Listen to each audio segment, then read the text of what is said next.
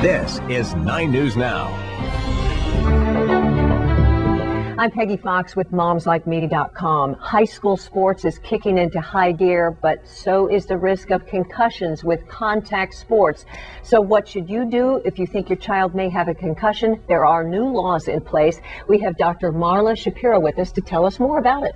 I am so delighted, Peggy, that Marilyn has jumped in the game with this one.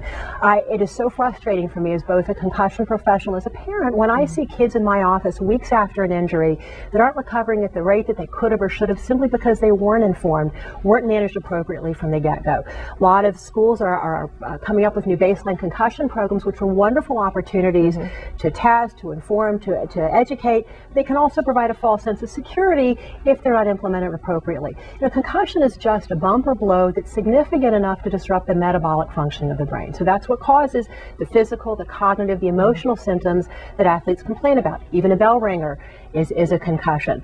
Concussion management, though, doesn't have to be rocket science. If your child's concussed, you first want to go to your pediatrician, go to the nearest emergency room, make sure there's not a more significant injury to the brain like a bruise or a bleed, then work with an appropriately trained concussion management professional who can prescribe the right mix of cognitive and physical rest to allow the brain to recover, get kids back on the field, back to their lives as quickly as possible, but as safely as possible. So the worst thing to do is sit home and just let them rest right there. You need to get them to a doctor. Absolutely. Okay. Doctor, thank you so much for coming in. We really appreciate it, and we'll have more information on momslikeme.com.